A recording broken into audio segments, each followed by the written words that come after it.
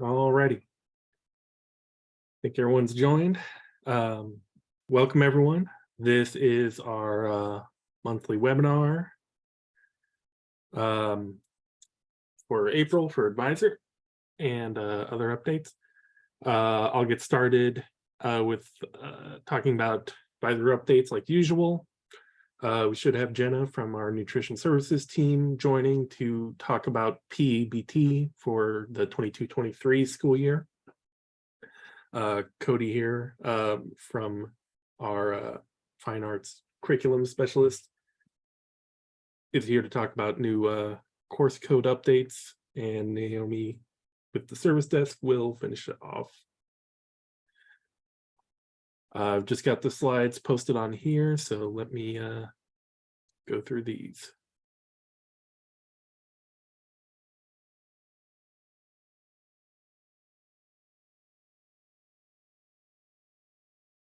All right, so one big new thing that's been added to advisor validation this month is the instructional units report. I've talked about it before, but now that it's actually been coded and put out there, I wanted to go over how the calculation is done again to be precise about it, because I know this is quite complicated. The main report we have is called instructional unit subject area totals. This is it's under the courses and grades section of the reports and advisor validation. A couple of key things here that I mentioned in the description. This is based on the instructional time plan field that was that new field we added this year, where we're looking for every 900 minutes reported gives you one instructional unit. This data is updated overnight. It's calculation like most of our other course data. Also, we don't count the data unless there is a teacher and at least one student in grades 9 through 12 that are still active in the course. So basically,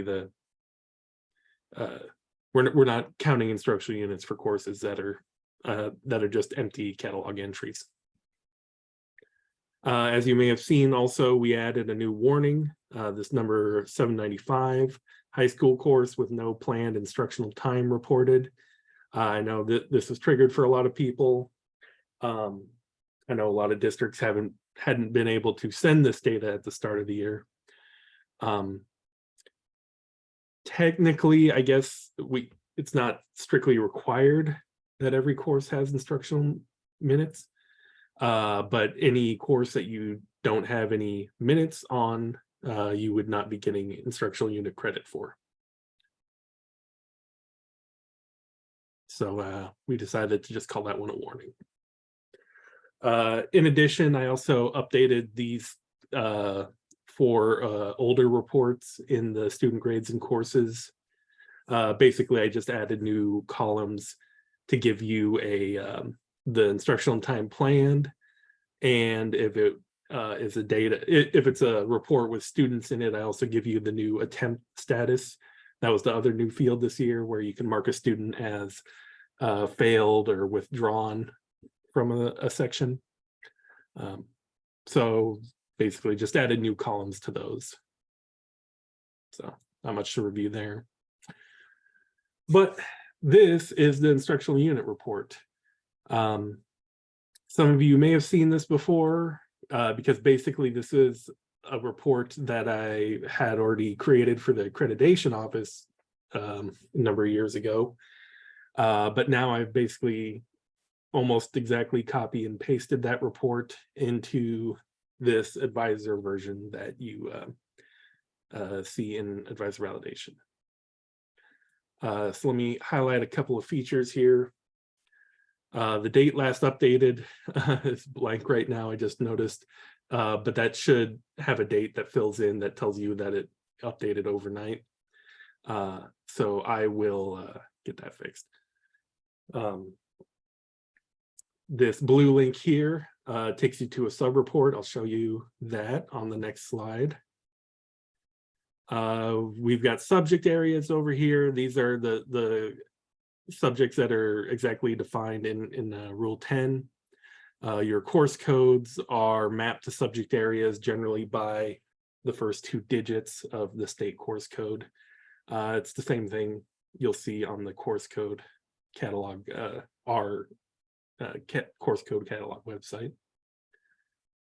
There's 2 columns. In the first column is the instructional units that have been calculated. In this case, this is a school that didn't have any data uploaded yet. And on the right is the requirements per Rule 10 for the number of instructional units for high schools. The numbers show in red anytime they're less than the number on the right. So these are all the requirements listed in Rule 10 for these subject areas. There's also the rule specifically lists some of these miscellaneous courses that are like optional. They don't have requirements for those courses, but like the driver's ed or JROTC, if you do have those courses, those instructional units do get counted in the total. And because Rule 10 also has a separate total instructional units requirement that is not, I don't think it's just the sum. Yeah, it's more than just the sum of the requirements for each subject area.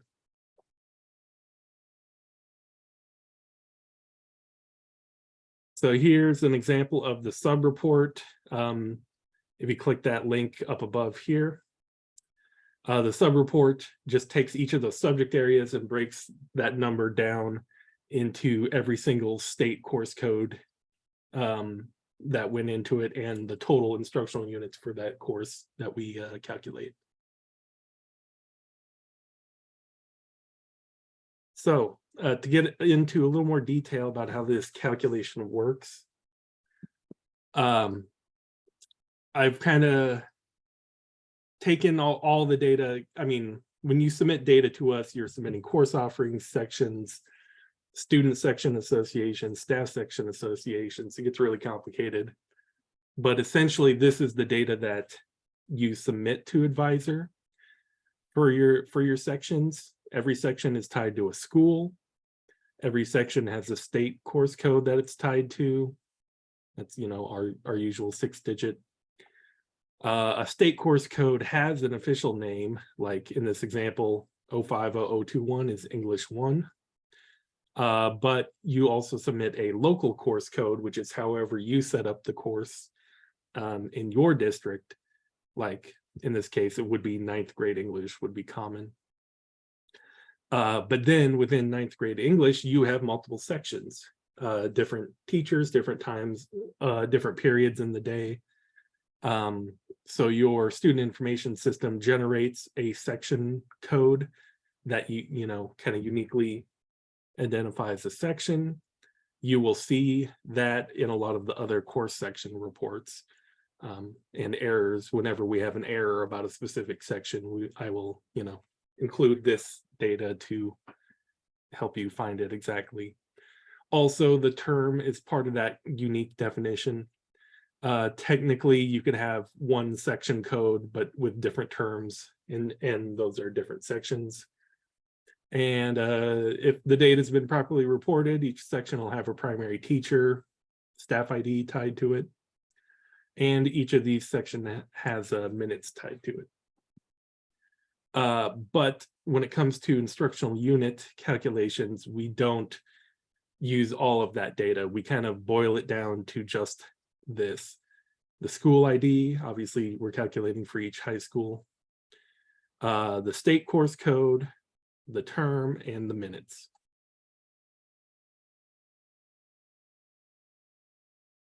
So like I said, the data is grouped by that state course code and the term code.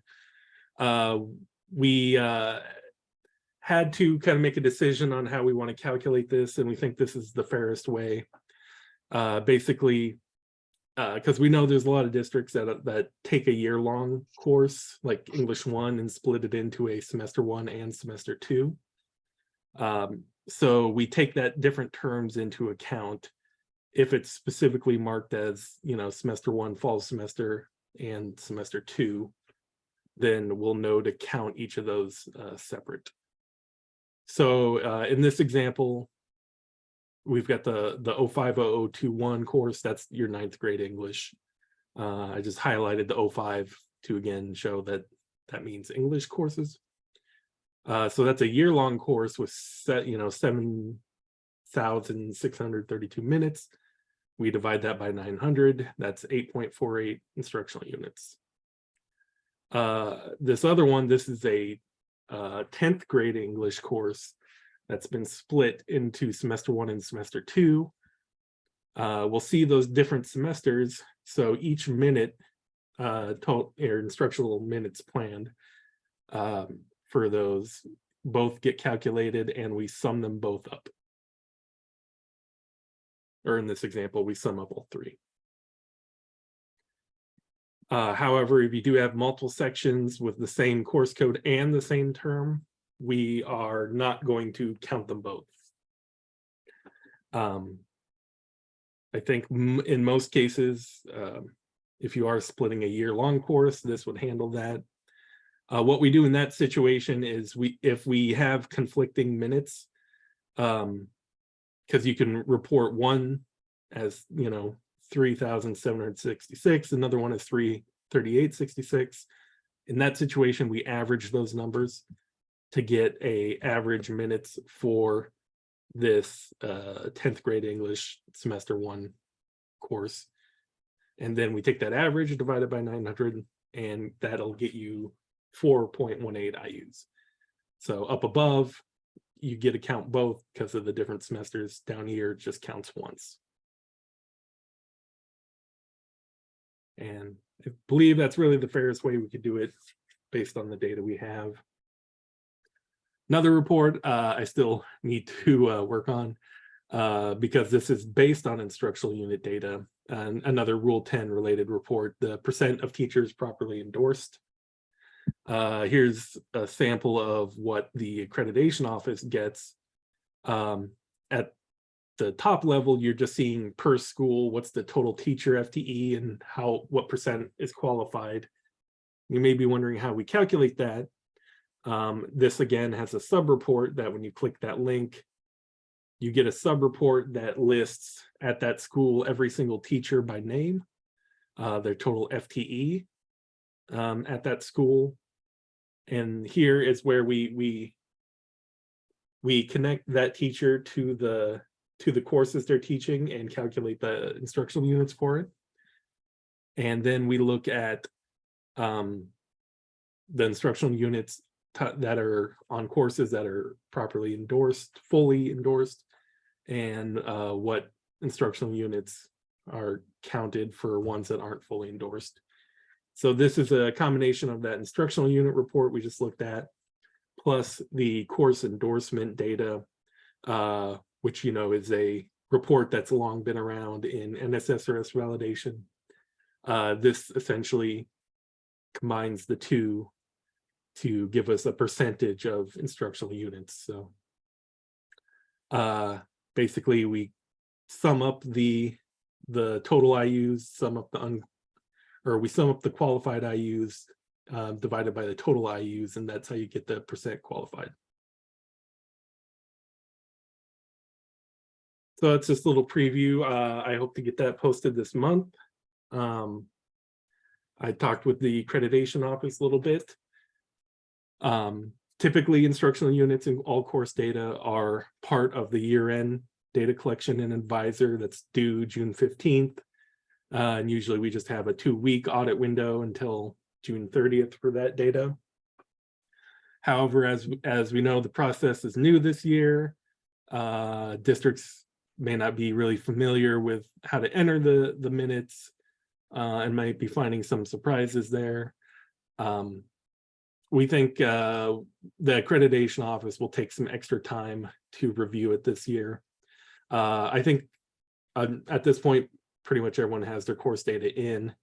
They may not have the minutes tallied up on everything, but So I don't think it'll be a big problem, but they're going to start looking at data on around May 1st. And that'll hopefully give us plenty of time to review all the districts and have everything kind of squared away by the end of June. And like I mentioned before, just to be clear, this instructional minutes plan field is part of what's called the course offering data in Advisor. So you may need to fill those minutes in your student information system, and then you may need to republish your course schedules or your course offerings, whatever it's called in your SIS, to get that data to come into Advisor. I know there's a lot of PowerSchool districts that would not have had that data back in September. So what's next in 22-23? Not much. I still want to add that new teachers properly endorsed report. CRDC reports, this was in my presentation last month. I still don't really have any updates. I haven't seen an official date yet from the Office of Civil Rights, but I'm expecting late summer probably will be when the 2021-22 civil rights data collection occurs. And so we're hoping to update some reports to support that for you through advisory validation.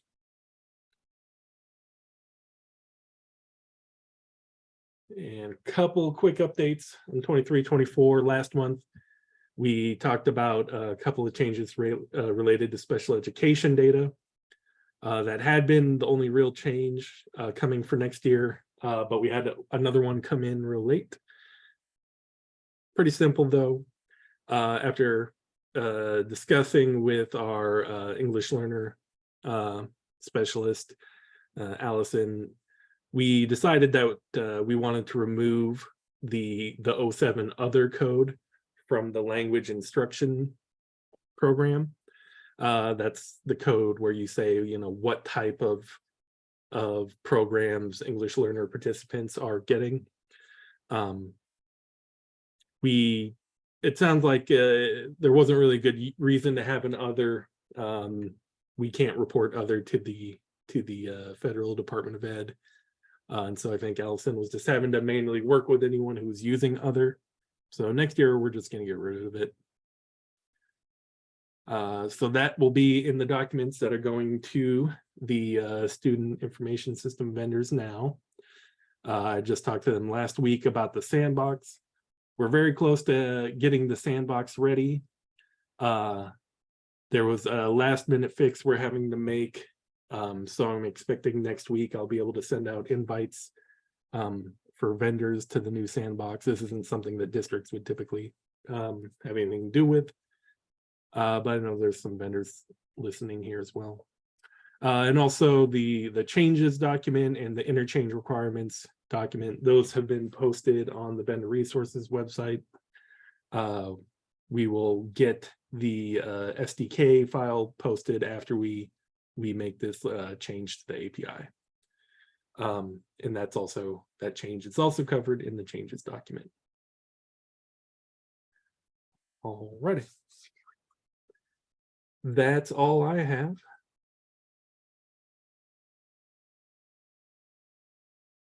Let me check the Q&A window. Yeah, if I didn't mention, please use the question and answer window if you need to ask anything. Cindy said PowerSchool's not pushing out all instructional minutes. I haven't heard of any issues with it. I know PowerSchool didn't start supporting instructional minutes until a couple of months ago, but I'm not aware of anything broken with it right now. But I do have a weekly meeting with PowerSchool support people, so I will check with them on that. I'm sorry, I forget. You guys can't read these. Let me read these. Angie asked, "Our student vendors figured the instructional minutes for us?" That yeah, I know that's Infinite Campus, they do calculate that automatically. So no, as far as I know, in Infinite Campus, you don't have to do anything. I think it's just based on your schedule automatically. But check with CIC if you have any questions. If we have courses with different minutes, days, meeting divided by section, how are those minutes calculated? The total instructional time plan field is meant to be the total minutes for the course as a whole. So if you have like a block scheduling situation or a course that only meets on certain days, technically that shouldn't really we don't have to do anything special as long as you get the proper number of minutes reported in there. And typically, yeah, with the block scheduling, you should have more minutes on the days when it does meet, and so the total at the end, the total minutes for the course should be okay in that situation. Oh yeah, Amy confirmed there is an issue with PowerSchool, and they are working on it now.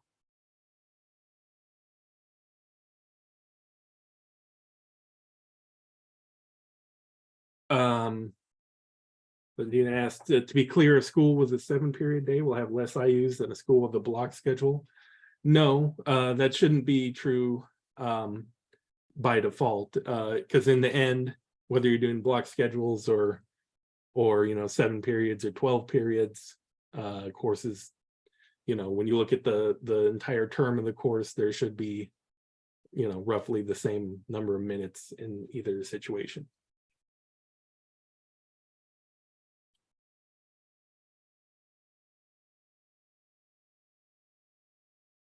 All right, and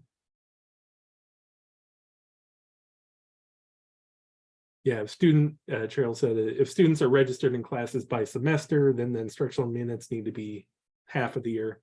That's true. If you are someone who's taking like those year-long English courses, I had an example, and you're splitting them into semesters, generally I would expect each of those semesters to have roughly half the number of minutes that a year-long course would have.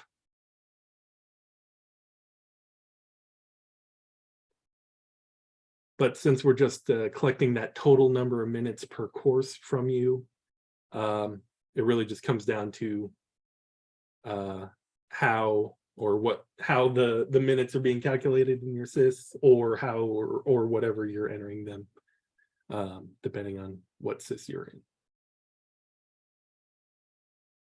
Alrighty, thanks everyone for the questions. We'll move on to our next presenter. So yep, I see Jenna on. And yeah, Jenna and Lauren.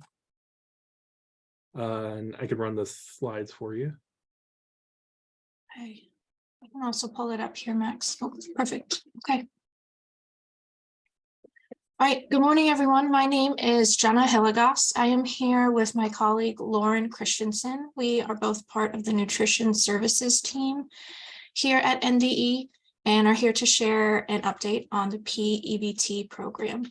P-EBT, if you aren't familiar, stands for Pandemic Electronic Benefit Transfer Program. We've shared here at the data conference a couple times, but have some new information that we want to distribute, get that out to schools, and share some updates with you as we start another school year of P-EBT, and then plan to issue benefits again this summer. You'll see the agenda here. We'll start off just by wrapping up about summer 2022 benefits. We'll move into the current school year plan, school year 22-23. Go over the eligibility requirements, review the data uploading process, share a new issuance calendar, and hopefully answer questions that you might have about data collection for this school year. We'll briefly talk about summer 2023 P-EBT benefits. We'll go over again the reconsideration process, as reconsideration remains an opportunity for households to receive benefits they believe they're entitled to. And then we'll wrap up with any questions, concerns, or thoughts that those on the call might have. All right, so for summer 2022, we have issued all benefits for data that has been uploaded and shared with NDE. Benefits went out in 2 different issuance periods, either in December, based on the geographic location of the school the students were enrolled at. The Omaha Metro, they were issued benefits starting the 13th, and then elsewhere in Nebraska, the 15th of December. And then we just recently issued all makeup benefits out on the 16th of March. Do note that those are issuance days, and so if a new card needed to be sent out to a household, it was sent out starting on that day. Cards typically will be received within 5 to 10 business days, and we anticipate by this time anyone included in that makeup file, if they were sent a new card, they should have received those benefits by now.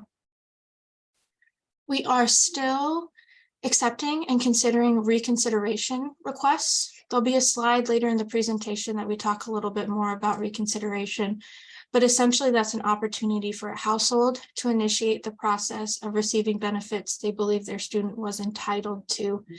The households work directly with DHHS. Our office then comes back to the schools to request some information. So that's more for your information. Reconsiderations aren't something that you have to initiate or start. It's the household's responsibility to get those going. What we do ask schools to provide us information for and update us with are any updates related to a student's change in address or guardian to ensure that the card can be delivered to the correct person and to the correct location. If you get questions from your households about the status of their card, where their benefits are, go ahead and let our office know. We're happy to help with that. And then lastly, if you've identified any students that have not been uploaded into the portal, but that meet the qualification requirements for summer 2022, please let us know who those students are, and we may ask for some additional information. We're optimistic and hopeful that USDA will allow us to include those benefits in an upcoming issuance. We can't guarantee that, but please do let us know if there's a student or household that has been missed, and we'll do our best to get those benefits out to them. All right, so we will jump right in here into the current school year, the 22-23 P-EBT plan. I do want to highlight that our plan is still under review by USDA. We do not yet have formal approval. We were hoping we would have it by now. I'm hoping that we have it by the end of the week. What we do feel very confident though about is the information that we're going to share this morning about this plan, about how benefits will be issued, eligibility requirements, the upload process. We have high confidence that everything we'll share today will be confirmed by that plan approval, and it would be more of a formality when we get that notification. We will notify schools though once that plan has been approved. The portal is open for uploading when it comes to your school year 22-23 benefits. And how benefits are determined for 22-23 is very, very similar to last school year if you were working in the P-EBT world back then. You'll see the 3 different tiers that we have listed here on the screen, the benefits amount for those tiers. And the focus here is the number of absences per month. The number of qualified absences a student has within the month will determine if they receive any benefits, and if they do, the number will then result in that benefit amount that you see listed on the right side of the screen. Give you a minute to look through that. What we do when we collect the data is we ask for the number of COVID-related absences per student, and then NDE and DHHS, we use that data to determine which tier that student is placed in.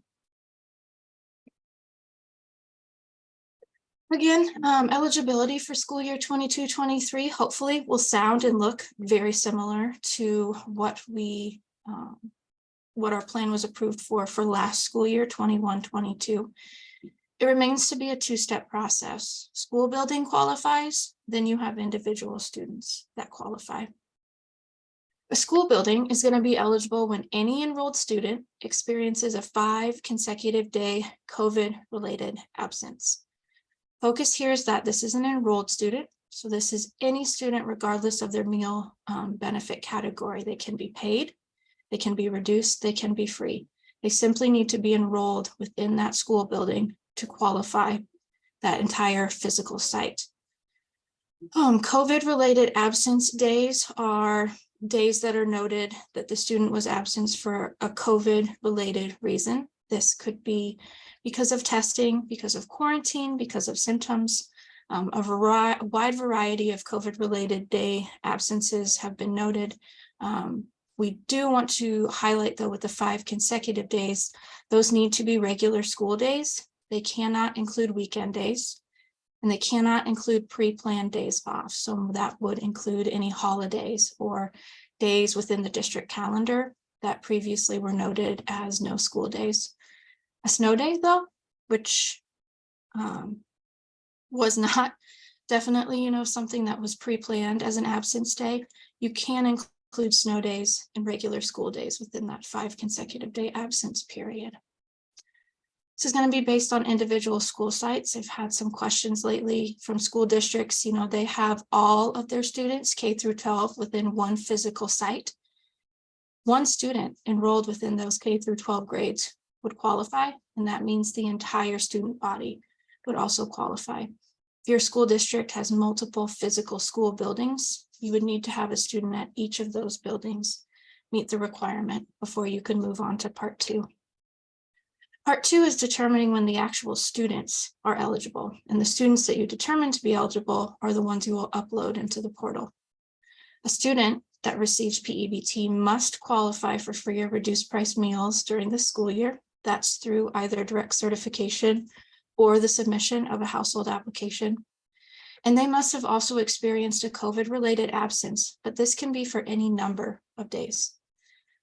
For school eligibility, that has to be a 5-day absence. For individual student eligibility to actually receive benefits, they can have a COVID-related absence for a partial day, for a full day, or any number of days. So you'll see step 1 and step 2.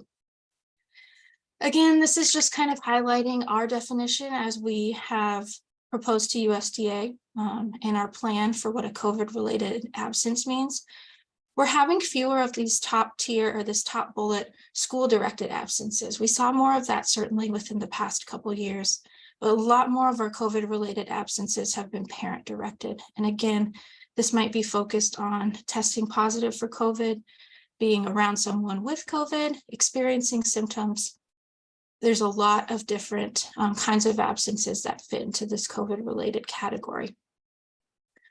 We've had quite a few questions, especially as the pandemic has continued, and you're seeing hopefully fewer and fewer students that are absent due to COVID. What does your school district do if you aren't collecting COVID-related absence data? And our advice, that we've given to school districts in that situation is encouraging you to do your best to use the data that you do have. A lot of schools have been going into their attendance data and trying to utilize the notes section and looking for keywords, COVID, vaccine, quarantine, and using the data that they do have to try to identify these COVID-related absences. We want to highlight, though, too, that there is the reconsideration process available for households that believe their students qualified, but that data was not uploaded by the school. And so we hope that that takes some of the pressure or worry off of school districts when it comes to missing students, to know that households can and should initiate that process if they feel like their student had a COVID-related absence and it was not picked up by the school. The data upload process, the requirements for data are going to be the same that you saw for school year 21-22. And what that means is the template that we ask that you upload these data, this data using is going to be identical to what you saw from school year 21-22. There's a link here on this PowerPoint. And also once you get into the P-EBT data collection within the portal, you'll see the instruction link. And what that includes is a really nice resource that Max put together that outlines all of the required data, anything from student name, guardian name, address, number of COVID-related absence days. It really breaks down exactly what we're looking for a successful upload and successful issuance of benefits.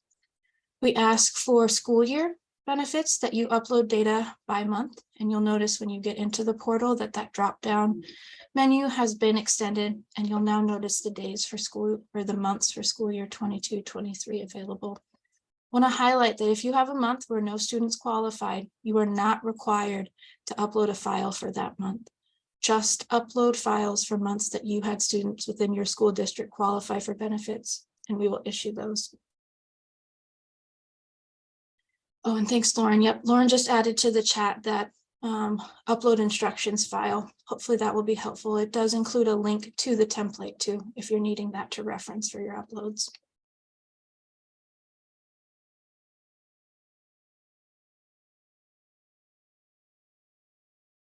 Perfect. Thanks too, Max. Yep. All right, and so this is new information that we're sharing, and we have appreciated your patience as the data deadlines and the issuance calendar has been moving. It has been changing. What we can tell you with certainty is the dates that you see on this screen is these are going to be the deadlines that we will follow to ensure benefits get issued. We ask that you upload all of your files for the fall semester months. So that would be August 22 through December 2022 into the portal by the 15th of May. We will provide that data over to DHHS by the 22nd, and then the intended issuance date is going to be June 22nd of 2023. Spring semester, so that would be uploads for months January through May of 2023. Please get those added to the portal by June 30th. We'll get that data over to DHHS with a planned scheduled issuance date of August 15th, 2023. We will notify all school districts, by email if the issuance dates change. However, we intend and plan to have these data deadlines remain the same so that you can count on and plan on getting this data uploaded within a timely manner to make sure your students get benefits issued.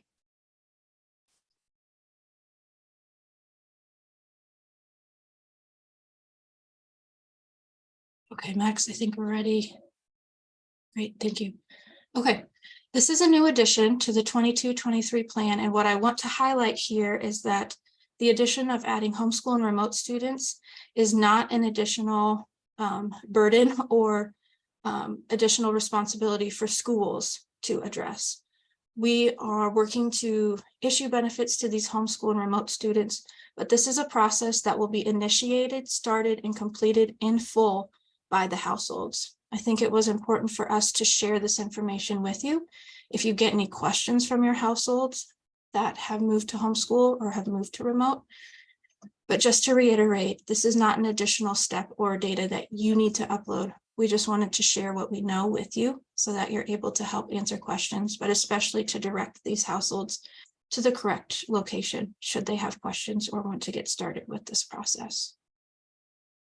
Before we go on too far, I wanted to share a question from Angela here. Is it the same as last time that once a school meets eligibility for the first time, that it remains eligible for the remainder of the year? That is a great question. Yes, that remains true. As soon as you have a student that meets that 5 consecutive day absence period, you can issue benefits for the remainder of the school year. And you can start issuing benefits for individual students going back to that first day of the 5 consecutive day absence. From that point on through the duration of the school year, you're then looking for individual students that might qualify. It's a good question. Max, can you go back up for a second? I just want to talk not too much about homeschool, but just to share a little bit. We've included students in our plan that have disenrolled or either become a remote student at a school that participates in school lunch based on concerns they had about COVID-19. And so those students would have moved to homeschool or remote learning at some point between the start of the pandemic, which we're stating as January 27th of 2020, through the current school year. And so these households, again, they are going to be responsible to contact DHHS. They will initiate the application process.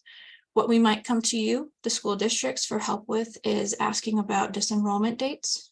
We will try to pull this data best we can from the advisor person ID system, but we might be coming to you with questions about when these students disenrolled from your school district. Again, initiated by the households, collaborated with DHHS. This is not something you need to take action on, but just something to be aware of if your households get in touch and ask questions about homeschool or remote.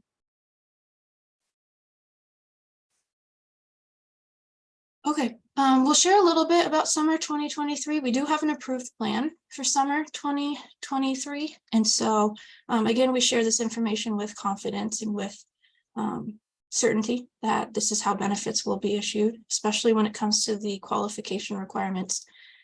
P-EBT has not been consistent or reliable really in any way. However, summer 23 is going to look nearly identical to summer 2022. So hopefully that gives some confidence. If you felt good about the data you submitted last year, it's going to look very similar this year. Students, again, they're going to need to qualify for free or reduced price meals, either through an income application or direct certification. And they need to simply be enrolled at your school district on the last day of this school year. Some schools have differing end dates for their students. And so your seniors or your high school students may be dismissed, or their calendar might end a week or two before other students that are enrolled. You're focused on the last day for that student. And so you'll want to include any students enrolled on their last instructional day.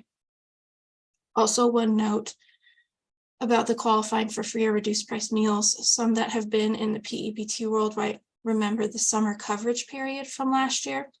That is not going to be included with summer 23 benefits. A student has to have qualified for free or reduced on the last day of the school year. There will be no extension of that qualification period when it comes to 2023. Benefit amount, you might notice, is smaller this year. $120 will go out to each student that qualifies. And we are asking that you provide that data to us by the 28th of July or sooner. Certainly, you'll have to kind of figure out what your staff's capacity is, especially over the summer months, and determine when the best point in time might be to upload this data to us. The portal is open now. You'll obviously have to wait until the end of the school year, but we hope that provides enough flexibility for all schools to feel like they can accomplish this based on staffing.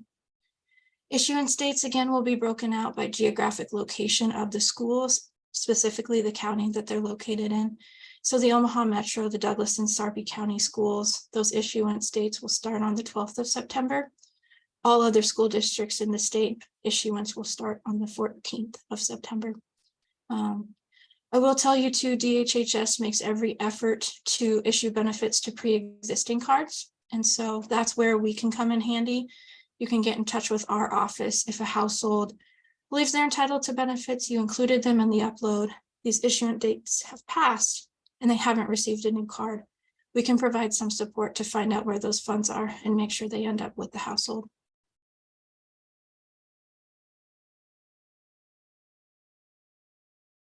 Okay, I'll go through this quickly here again, uploading summer 2023 data. It's in the portal. The portal is open. You'll select the summer 2023 drop-down menu. And what you'll do here is include just a single file that includes all of your students, as opposed to the monthly breakdowns you have been providing for the school year. Another note is on column P, which is going to be the column that you had indicated previously in the school year, the number of COVID-related absence days. Go ahead and indicate a 0 for all students. What we know for summer is that the issuance amount is the same, regardless of any other factors. And it's summer, you don't have absence data for that time period either. So go ahead and put a 0 for all of your students that you include in that single file. Again, the portal will be open and available for uploads as soon as you're able to compile and put together that file. I just wanted to address a question from Katie. If a school didn't have any COVID absences during the school year, can they still report for summer? Yes. Yes, that's a great question. Yeah, the requirements for summer has nothing to do with absences. Thanks, Max. So the future of summer P-EBT. What we can tell you is that this is going to be the last school year. So the school year 22-23 will be the last time that we will be issuing P-EBT benefits for school year time periods. with the public health emergency ending here in about a month, that negates any opportunity for P-EBT during the school year to be continued. We do know that summer P-EBT is going to be continued as a permanent program. Up until this point, it's been kind of a pilot program, and I think USDA has seen the impact that it has and the benefit it has within communities and within households. So they're going to continue starting in summer of 2024 and likely beyond that. We don't know eligibility requirements. We're unsure about issuance amounts for any summer other than 2023, but we'll obviously keep you updated as we find out more about what's coming up with that permanent program. We do appreciate your feedback too, especially when it comes to trying to figure out how we at NDE can help support you in the data collecting and uploading process, knowing that this is going to be a permanent program. And in addition to everyone's likely already very heavy workload, any ideas that you have or methods that you've found for compiling and submitting data that we can help with. A lot of schools also have been working very closely with their software providers for their student information systems. And if anyone has any feedback or ideas with how we, our team at NDE, can collaborate with those software providers to make this upload process easier and quicker for you, please share that with us. You are the ones that have been doing this data work now for a couple of years and have great insight into changes that might be able to be made. And we look forward to collaborating with those software providers to expedite this process in the future.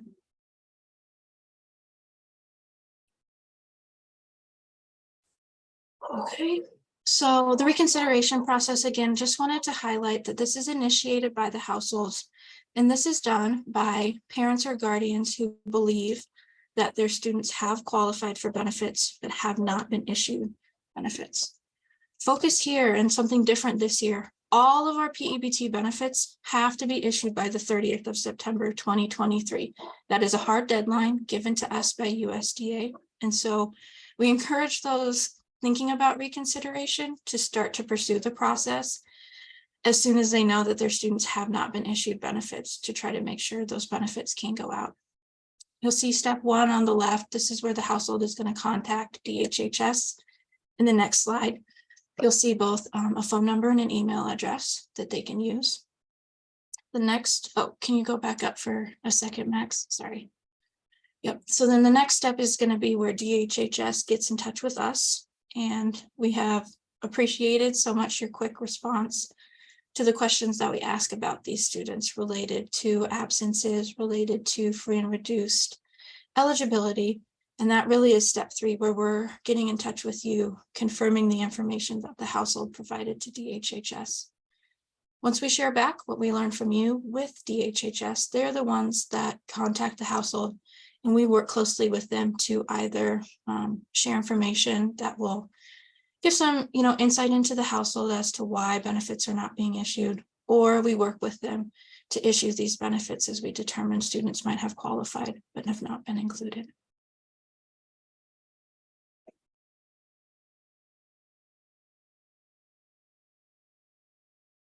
Okay, and then here on the screen, you'll see a couple contacts from our office. Lauren is listed along with Katie, email addresses, and then our general phone number. I am here and able to answer questions. I am going to be out on maternity leave, hopefully starting mid-May, trying to plan that, the best that I can. So certainly able to help through that time period. Lauren and Katie will be great resources though throughout the summer. I'm planning to return probably in August. So as you have questions about school year, summer, all of those benefits, you'll see their contact information listed below. Also at the bottom of the screen, this is DHHS. So if you have households contacting you with questions about homeschool students, remote students, or if our office directs you or the household to get in touch with DHHS, their phone number and their email address is listed here below for your reference.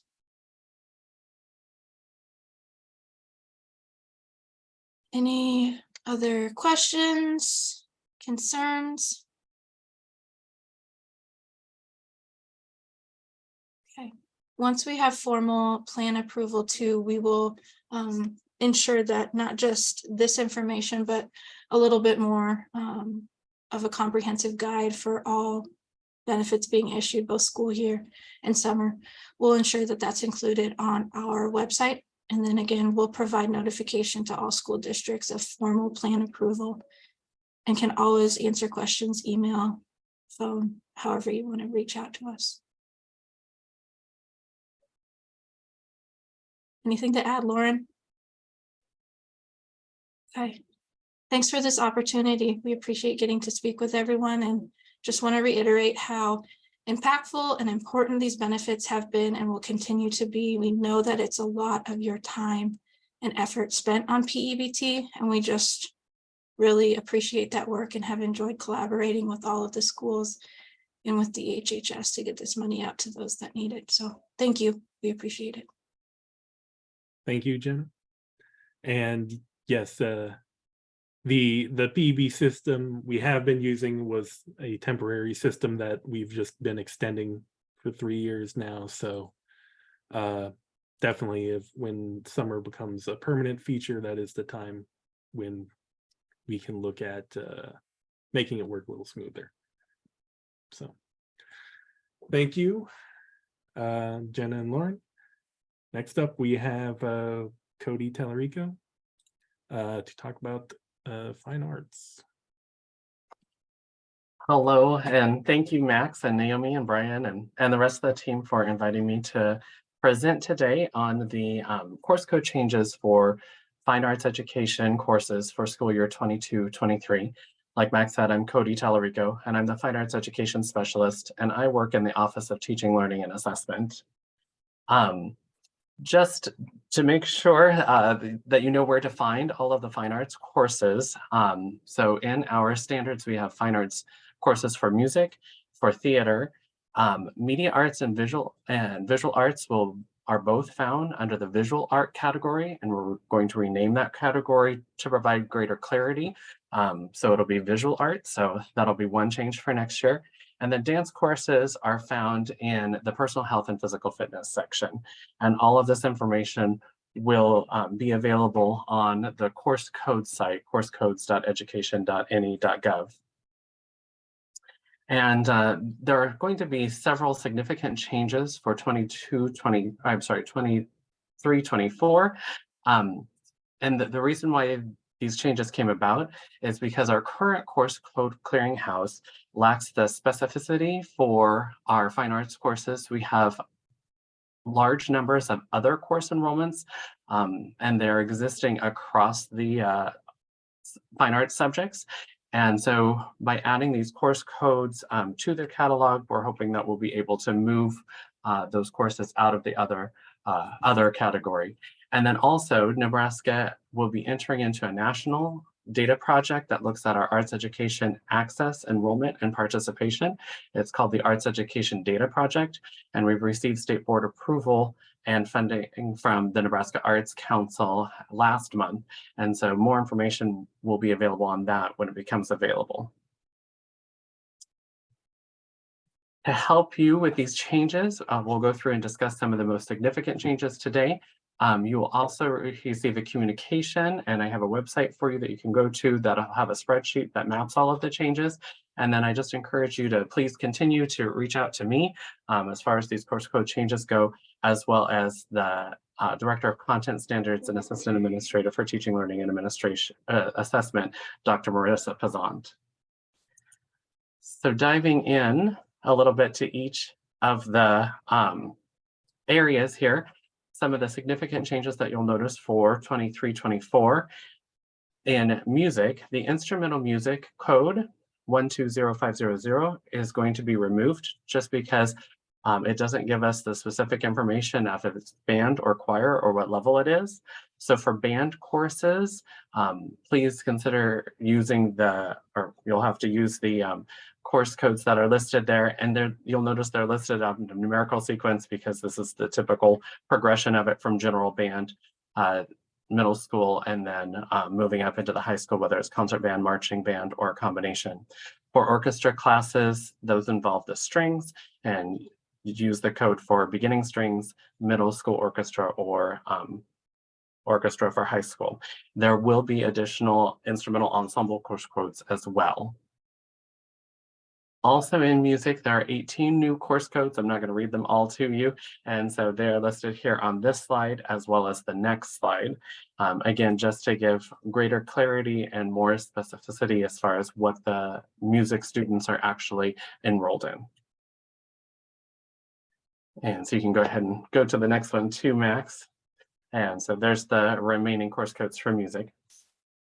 And then on the next slide, you'll see that we will maintain the other course codes, the 5 at the end of the catalog. However, we're just really asking districts to please consider using the new course codes that are listed there, so that way we have a better understanding of what students are taking. And also it will reflect better when your publicly reported enrollment data is then used in the arts education data project. One other thing as far as teacher endorsement, instrumental music 1202 is no longer active and no one was teaching under that code, so it has been removed. Moving into theater, here a lot of the course codes, we've just added some. We still had quite a few numbers of other course codes, so there are 11 new course codes in the theater, and they're listed here on this slide as well as the next slide. And in theater, just to make it consistent with the other fine arts areas, we do have 5 of the other codes, but again, we're asking districts to try and not use those course codes, especially if one of the courses that's now listed can be used. Also, previously listed examples have now been added as course codes. And we did remove the endorsement code 0504, speech and theater, because it is the endorsement code, because it is no longer active. For visual art, we updated the entire subject name to include the word visual, just so that way it was a better distinction between fine arts, communication arts, and the like. So it's now visual arts, and it also includes our media arts courses. A lot of the descriptions have been updated as well. One of the things I noticed was some of the enrollment data with our art comprehensive courses of Art 1, Art 2, Art 3. Were reported for both high school and for junior high. And so please pay attention that there are high school codes for visual arts comprehensive 1, 2, and 3, but then also further down in the course catalog is the junior high or middle school course codes for art comprehensive 1, 2, and 3 at the middle school level. So please make sure to distinguish between high school enrollments versus middle school enrollments. One of the large changes in visual arts is that Art 4, course code 020400, has been removed. The description actually read for independent study. So if it is an independent study course, please use the visual art independent study course code 020702. If it's not independent study, then there are several courses that have been added that'll have more specific artistic medium and things like that. So things like sculpture, portfolio, or ceramics. And so we're just asking you to use a more specific code, especially for that Art 4 course. On the next slide, it begins the list of the 22 new visual art courses that have been added. And a lot of these have been the media arts courses. As I've kind of dug in and reached out to districts, I was realizing that a huge number of the other courses were actually those media arts courses. And so you can see here on this slide, as well as the next slide, the 22 new visual art courses that have been added. And then also for visual arts, the other course codes do still exist, but again, we're asking districts to recategorize those into other courses. Previous examples have now been added to the course district. And then one of the endorsement codes 0201 general art is no longer active and no one was teaching with it. So we removed that endorsement code. Then the final area is dance. And again, you'll find the dance courses listed under the health and physical education. We updated a few of the names. Social dance previously was ballroom dance. And in dance performance, we removed the choreography and now have a dance choreography course. The physical education courses that previously listed examples like ballet, now we have a course for ballet. And if you go to the next slide, there are 9 new dance courses that are listed in the health and physical education side. So I know that I've thrown a lot at you, and so in order to assist districts with navigating all of these changes, our NDE course code site, I believe, is going to be active towards the end of the week here. And so that will have all of the information that's listed here. Also, the changes tab there for the year-over-year changes. This presentation will be uploaded, and also on the Fine Arts Education website, there is a page that has been added to it that includes this presentation as well as a spreadsheet that maps all of the courses from last year to this year and what the changes are. And also there is just a letter from myself and Dr. Pezant as far as these changes go. And please feel free to reach out to me or to Dr. Pezant if you have any questions. This is an ongoing conversation. We're just really hoping that we can clear up those other course enrollments by having more specific courses added to the visual and performing arts sections of our course clearinghouse. If there are any questions. Yeah, there's a couple I wanted to highlight just real quick. The course codes website, like Cody said, we're working on getting that posted now. We're hoping by the end of the week. We will send out a NDE bulletin once it has been posted. And just to be clear, again, this is all 23-24 course codes that we're talking about. So if you go to this link now, you're just going to see 22-23 data. And I did put, hopefully, into the chat that got to everyone the resources that I was talking about as far as the link to the NDE Fine Arts Education website. I am also planning a communication to go to counselors as well as the fine arts instructors that I have information for, so that there's a large number of people who know about these changes for next year. And Cody, to add to that, Cody's presentation, since it has a lot of really good information in it, is already available at the data webinar site. So even though we don't have the course code site updated with 23-24 stuff just yet, you can utilize Cody's presentation to get started on that until we get that bulletin sent. So.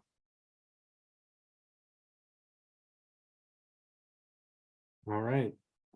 Thank you, Cody. I don't see any other questions coming in.